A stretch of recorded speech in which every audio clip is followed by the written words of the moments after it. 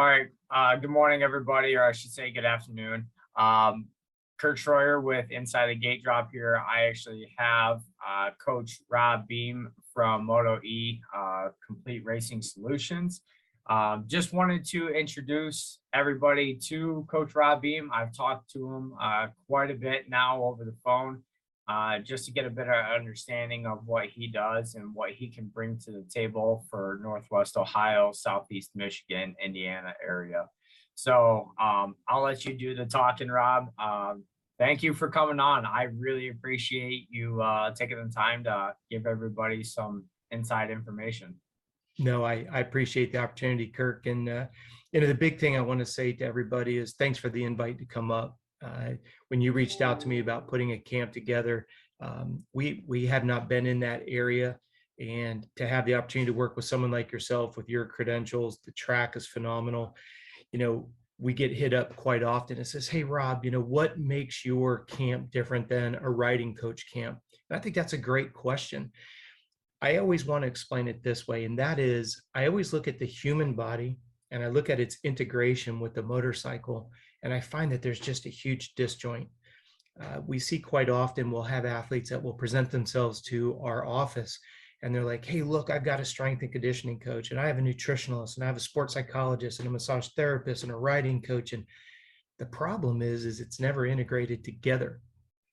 That's no disrespect to any one of those separate entities, but a registered dietitian doesn't really understand the aspects of what we do as riders. The strength and conditioning coach doesn't understand the functional strength for turning, jumping, starts, and all that's in between. So what we do in our camps is we show the riders, their parents, how do you integrate that finite balance between speed work, right? The ability to come out of the gate and just hammer 2 laps and drop everybody. And then how do you build that race specific endurance to go 20 minutes like a Loretta's race? How do we build the functional strength and flexibility? Think about that. A lot of people think, oh man, especially yourself being a riding coach. And that's why I've enjoyed the conversations you and I've had off the record. Hey, why does this athlete keep dabbing their foot? And like you and I did, we do a couple assessments and we realize, man, there's a strength and a flexibility issue. You get out there and you recognize, why is the rider missing their marks? 3 minutes into a 10-minute moto, they're nailing their marks. Then all of a sudden they just start to wane a little bit.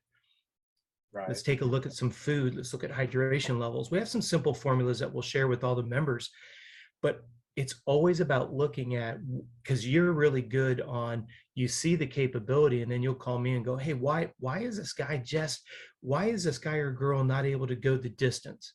Maybe we can sprint for 2, but we can't sustain a speed for 10 minutes. Maybe we're that athlete that kind of slow on the sprint speed, but then we come on like a freight train at the end of the moto." Well, what we want to do in these camps is explain energy systems. What can we do? Not only explain them, but what can we do to improve them? As we continue to improve them and we eliminate them, i.e. convert weaknesses to strengths, what that does is that elevates and kind of peels back that onion. As your athletes get faster, their strength and their flexibility has to increase. The easiest illustration I can have for the listeners is, if your son or daughter's on an 85, your and I's goal is to have them ready for the 125. If they're on a 125, we want them to be ready. My job serving your clients is to make sure, and I don't want this to come across derogatorily. I've had people that have come to me like, "Rob, look at me, I'm all buff." I'm like, "Yeah, you're buff, but you're not in shape to push and pull a dirt bike around." And you came to us telling us that that's what your goal was. When we look at their nutrition, usually there tends to be a large calorie gap. Most people don't even know how to calculate what their calorie burn rate is. So that gap, it's kind of like you put enough fuel in your bike to go 10 laps, but your race is 15 laps. You're like, "Well, we were there, but then we just ran out of gas." Yep. We just cannot have that happen. I've been in the sport since 1978. I've had the privilege, I have 237 number 1 amateur titles. I have 4 AMA number 1 plates. It's not about me.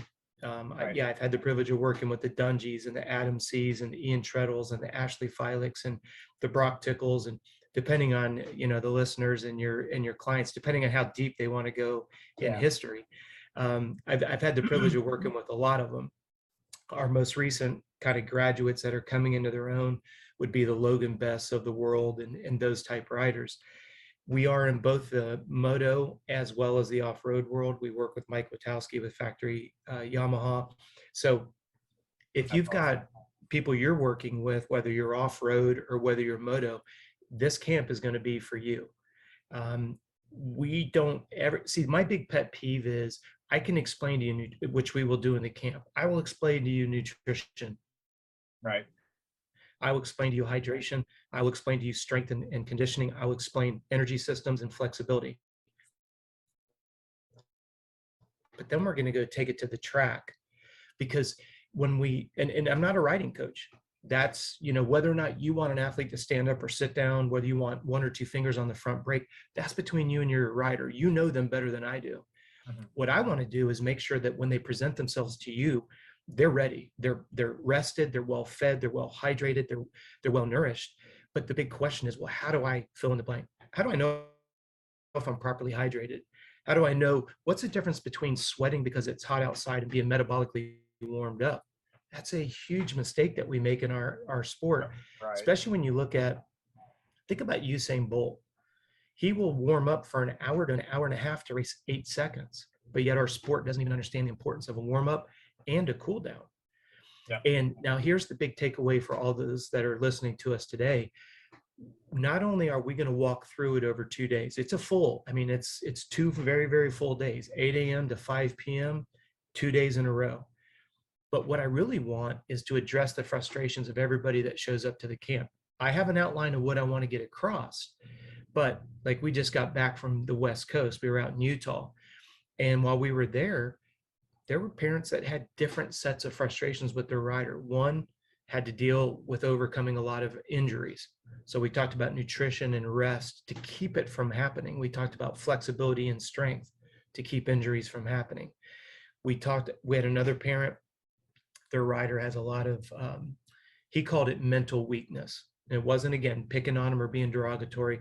It was just the idea that, like, how do you get yourself into a mental headspace? I know personally I can get you physically where we need to be, but I also want to make sure I develop you mentally.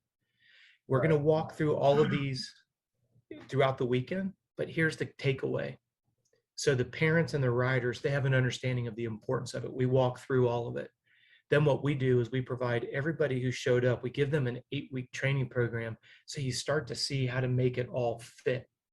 Because that's the biggest challenge that we run into is people go, okay, now I understand nutrition. But then they're like, well, what do I need to shop for? We provide menus. Okay, I know that I need to be hydrated. How much? We provide that formula. We're big fans of the heart rate monitors. You don't have to have a heart rate monitor, but we're going to explain how we use one. And here's what we don't want your competition to know. The heart rate monitor becomes an empowerment tool, and we will find new levels of speed that will blow your mind. Because there's a huge difference between perceived exertion and actual, but then there's times that the actual number is too high. Why would that be? And we go through that. And I'm not trying to be that guy that's like, well, if you just come, I'll give you all the answers. This heart rate is influenced by food, sleep, and hydration. So I don't just want to talk about these nebulous concepts. I want you to see how nutrition, hydration, and sleeping, how it will influence this number, how we use the heart rate number to improve speed on the bike. And whenever the athletes and the parents see it, they go, man, I wish I'd found this 10 years ago. And that's a great compliment. But what's more important is when they leave, is that they've got an infrastructure, they've got a program, follow it for 8 weeks. And by the way, we have a program that we will send out for those athletes that haven't hit puberty yet. And we'll provide a schedule for those that are female specific.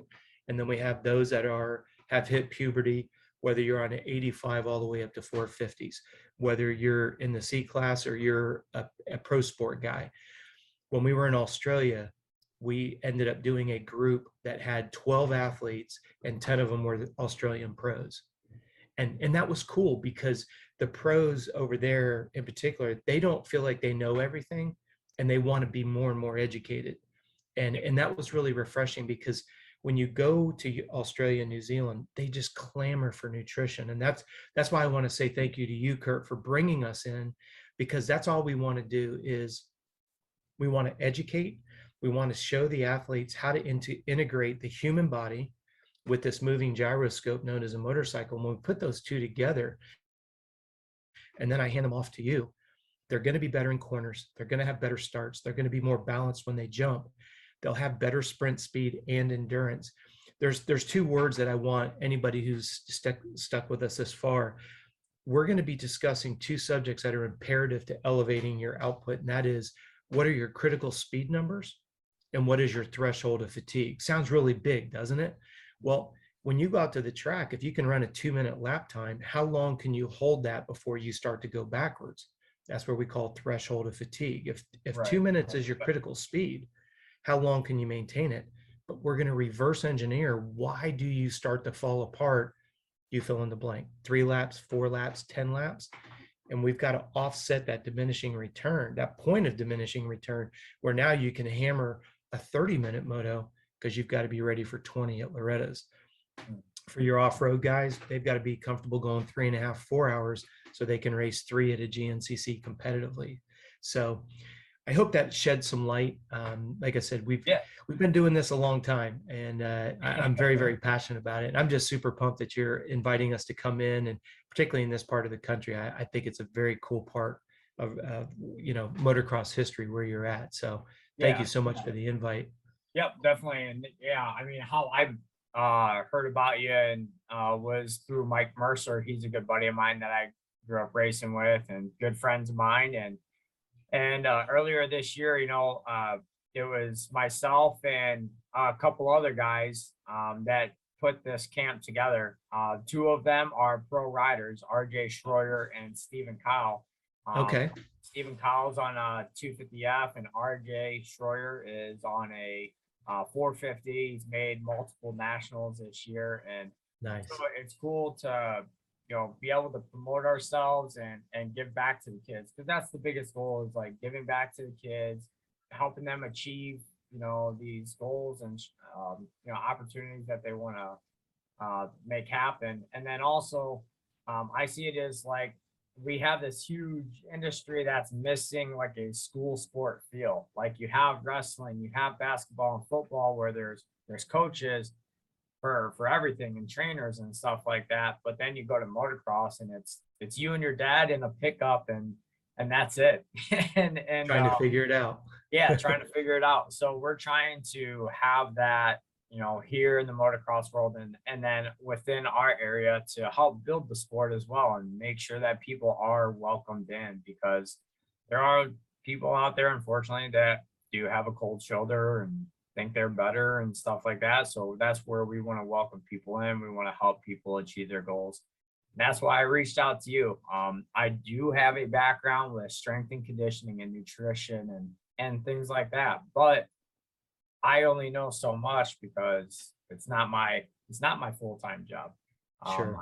I don't have the degrees for it. I just know based on trial and error throughout my entire life as an athlete and knowing what works best for me to cooperate at an elite level.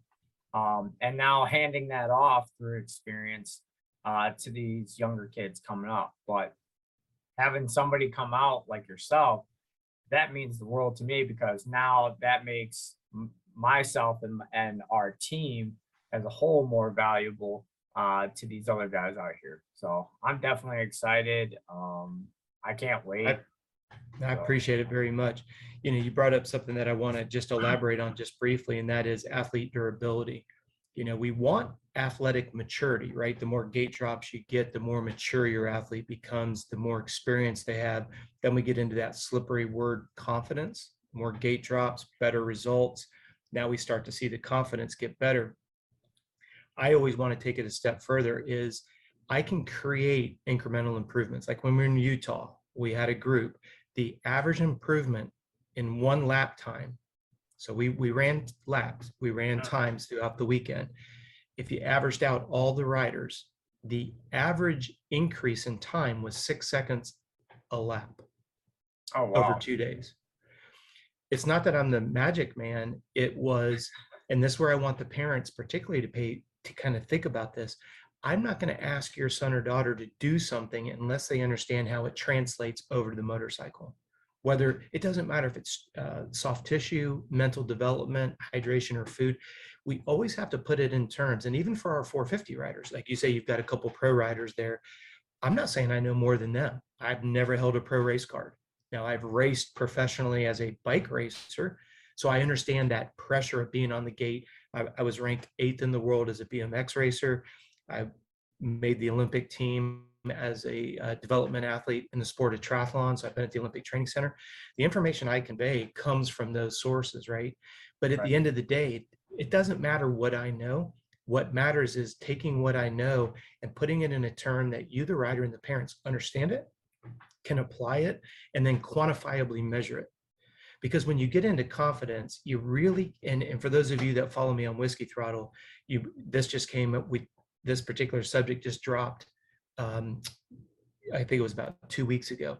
And that is, what's the difference between confidence and accomplishment? Well, I can't measure confidence, but I can measure accomplishment. Well, then we get into that rhetorical chicken and the egg, because you can't have one without the other. But at the end of the camp, what I want is that the riders and the parents understand, how does it relate to the motorcycle for better speed and endurance, reduction of injuries, consistent performance, and then eventually championship results. If the listeners would draw on a piece of paper a straight line from left to right, you go consistency, then you create fear and intimidation, and then you create domination. Most of most of my experience have been, people want to jump right into it. They think that they can create fear in other people, but they haven't created enough consistency. So what do we all know Mike Alessi about? Very, very good starter. Why? Because he consistently was out front on the starts. Well, eventually we start recognizing that we're racing for second place because he consistently beats everybody the first turn. Well, if I'm going to take that subject of consistency, I don't care how old you are listening to this. If somebody says you need to do foam rolling, well, if you don't understand how that's going to translate to speed and endurance, you're not going to do it. It's not that you're not dedicated. You don't see its application for why doing it in my living room to the start. Because believe it or not, I can show you how foam rolling and strength training will improve your starting technique. We're going to go through that. I will show you how it will definitely improve your corner speed. I will show how it helps you get through long straightaways full of ruts. And I can show you how it's going to improve your jumping. I'm not a riding coach. I'm not going to say to you, this is when you should stand up and when you should sit down off the face of the jump. I'm not going to talk about preloading. I understand it. I ride. That's your wheelhouse. What I will promise is that the athlete understands it when he or she sees a straightaway full of ruts. I'm going to show them the physiology that's attached to how to go through a long straightaway of ruts and how to stay balanced off the face of the jump so the bike never kicks because the body's out of balance. That's not me being a riding coach. It's strength and flexibility, putting it into the human being that's going to jump on that gyroscope and then go fast on it. Yep. So that's what I always want to do, is help them understand how to create consistency, which ultimately converts to fear and intimidation. And then you have that Ricky Carmichael domination, but you can't break that order. So that's what we want to discuss in the camps and the clinics, is to say, okay, let's kind of get back to the basic level of human physiology, let it segue into performance, and then let's take it to the track. Now, when we come away and we have athletes that are 5 or 6 seconds faster per lap, what I always say is, it's my responsibility to teach you before I create the speed on the track. And it's happened every single time I've done a camp. My responsibility is, I reverse engineer. You come to the camp saying, I want to be faster. I will promise you, you'll be faster. But before I show you the speed, I want to make sure that you can manage the speed that we're about to create. If I don't do that, then I'm irresponsible, because all I do is set you up for an injury. You come barreling into a corner 5-6 miles an hour faster, and if you can't manage that, then you have a high speed, high side. Now we have a broken shoulder because you put your hand out. That should never happen, and it won't with us.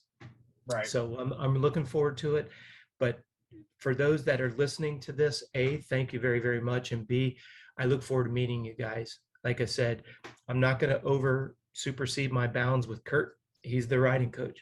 But I do know, as a physiologist since 1978, show my age here, since 1978, and then being at the Olympic Training Center as an athlete and then going to school and getting degrees, I know how to put it together.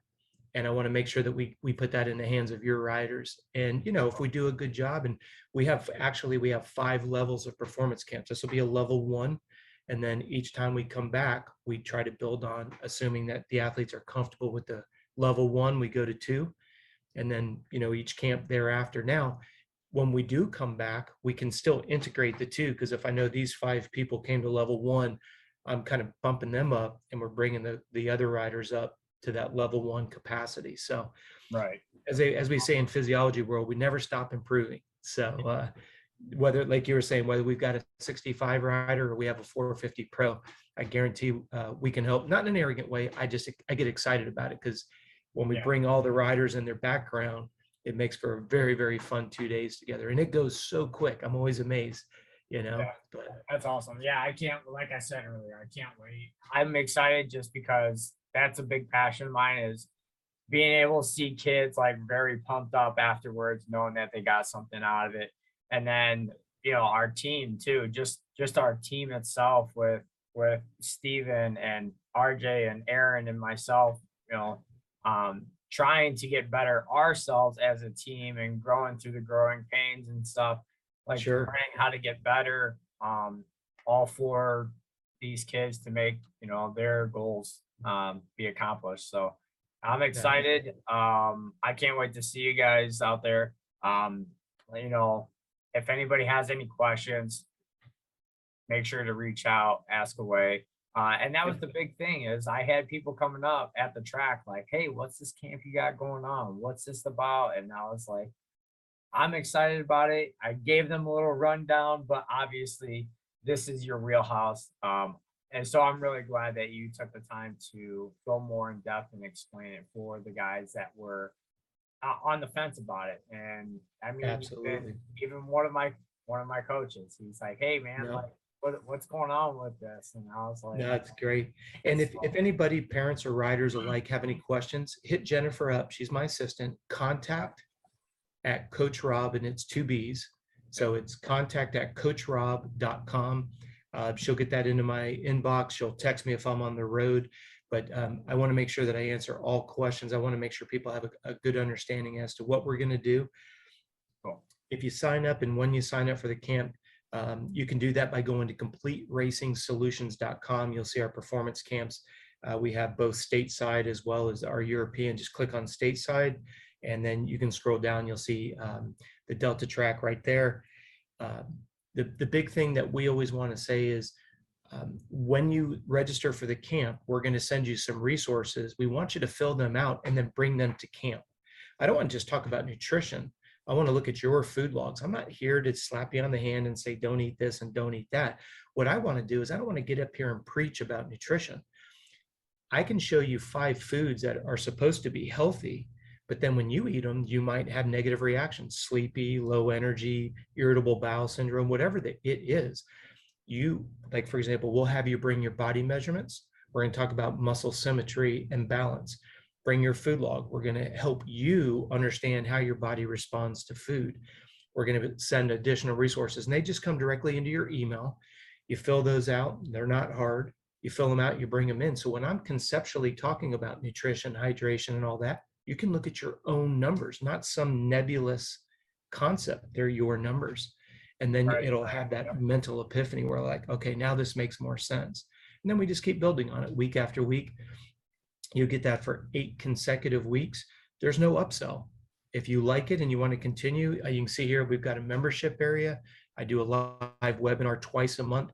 We have it for weekend warriors. We have just general fitness. If you can't even ride anymore because of injuries and you just want to lose weight, or if you're, you want to qualify and get your pro card or qualify for Loretta's, membership has all 3 of those levels, and then a live webinar with me twice a month, like I said. So awesome. We don't ever see, I think that's one of the problems you alluded to earlier. Problem with our sport is everybody has a tendency to want to hoard information, and it's always for an extra $10. Screw that. Yeah. All I'm saying is we want you to come in. We have no upsell. All we're trying to do is cover our expenses to be there. We just want to build durable athletes. Like you said, Kurt, I just want the sport to grow, and we can't do it when the new people coming in is being offset by those that are falling out because of injury or illness. Look at how many people are diagnosed with Epstein-Barr and fatigue at the pro level. All of that could have been avoided. And we're going to talk about that extensively, because I don't care where you're at as a rider, you can turn those symptoms around. Our goal is that we're more proactive so you never go there. But if you do, we have we have ways to help turn it around. It's not always the most popular, but it's based on the principles of physiology, and it's guaranteed to work. But we'll go into all of that in great detail when we see you guys. But again, if you want to register, CompleteRacingSolutions.com, you'll see the camps tab up at the top. And if you have any questions, contact at CoachRobb.com, and we're more than happy to help answer those questions. And remember, we only have spots for 15 riders for quality control. It doesn't matter. We have 65s on the track with 450s because we're not out there running motos. That's not what this camp is about. We're running sections at a time constantly. So if you have a rider on a 65, that's okay.